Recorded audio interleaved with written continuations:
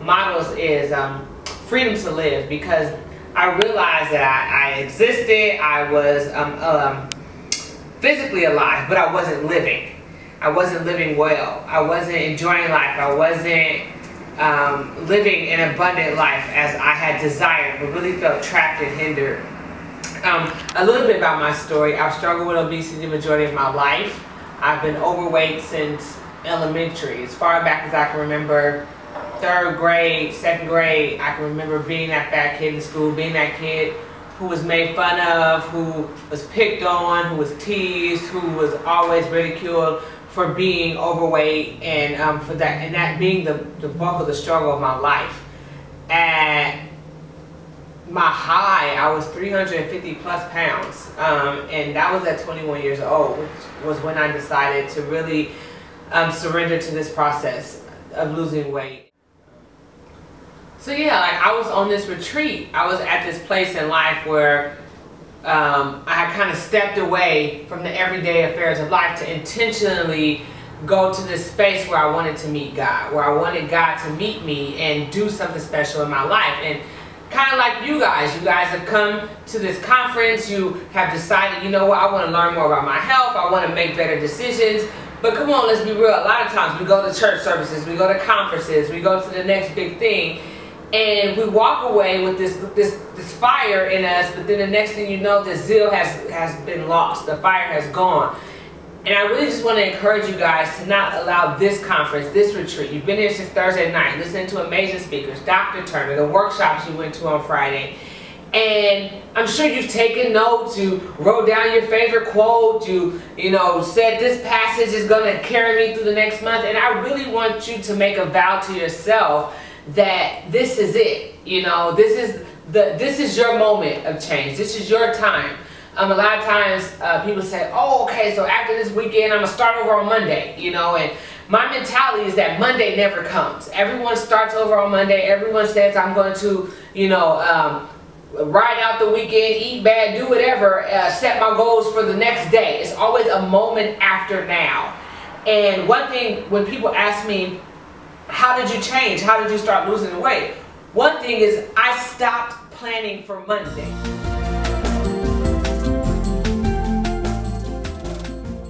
A, I decided to stop putting it off to another day. And B, I did not allow how far I had to go to be so overwhelming that it hindered me. I realized that the only way that I was going to lose 180 pounds, which is what I've lost, was going to be taking it one decision at a time.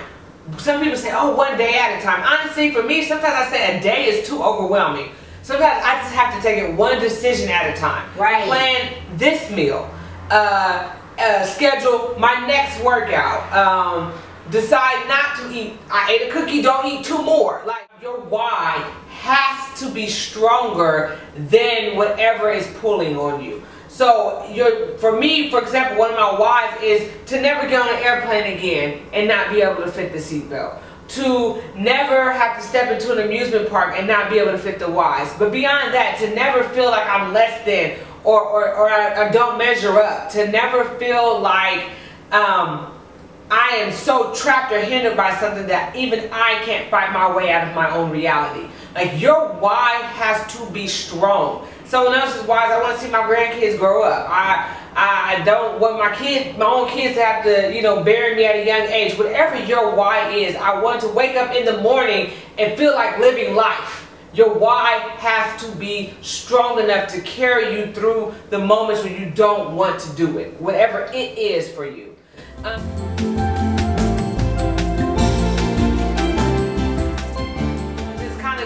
Some doors or opportunities or experiences I had even in this journey. I talked about at the beginning how I never had any examples. I never knew anyone that has ever lost 100 pounds naturally.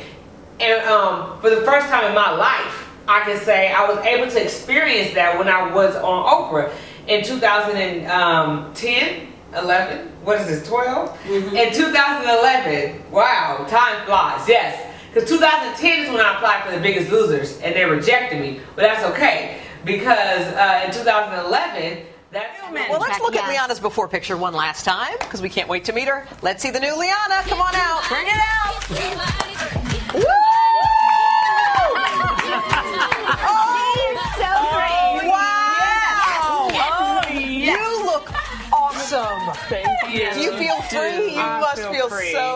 Really? I feel Wow. great. Awesome. You know, I Good love for how you. you documented it, because you can really see, and I know a lot of people watching it probably resonated, because when you kind of stripped down and just looked at yourself, you weren't shy about doing that, You were were in you? pain. Yeah.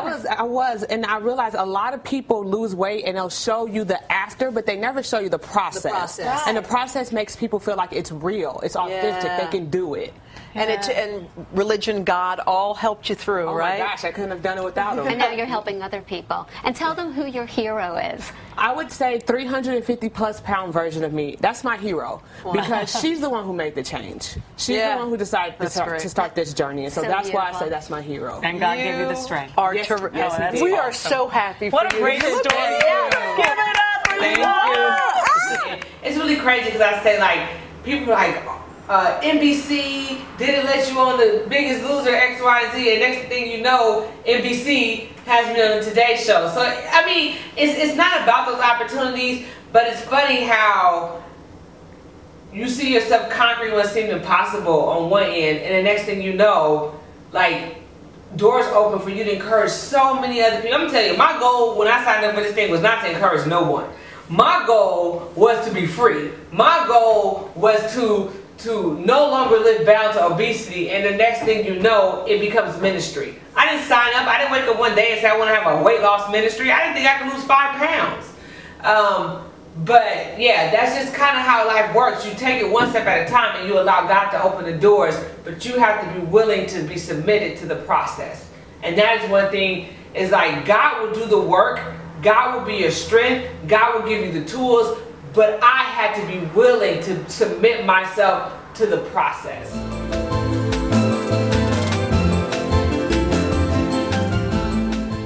That are like my life models that I live by. One, Monday never comes. You have to choose now. You have to fight now. You have to make a decision now. Two, you have to set yourself up to win.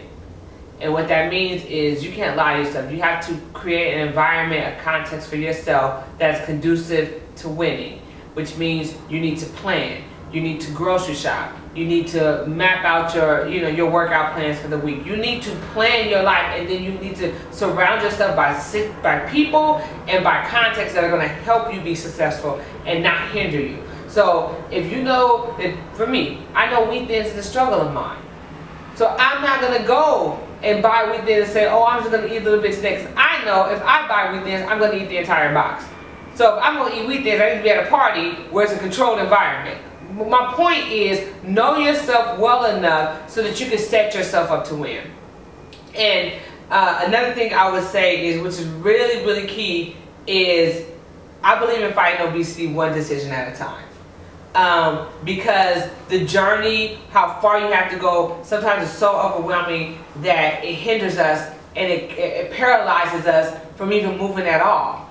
And the only way I could lose 180 pounds is by losing 5 pounds.